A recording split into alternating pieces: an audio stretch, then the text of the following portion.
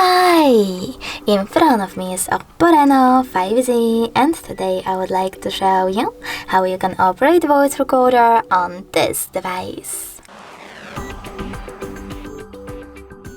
First of all, you need to find Sound Recorder app.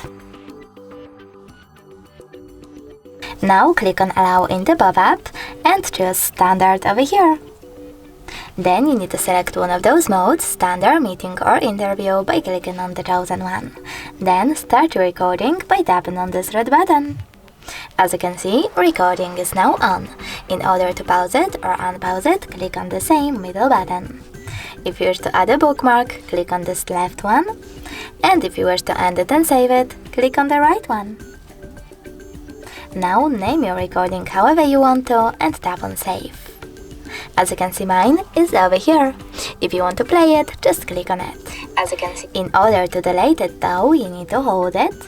Then select delete at the bottom right corner and confirm your choice in this pop-up by selecting delete all items. Thanks so much for watching. If you enjoyed this video, leave a like, comment and subscribe. Bye!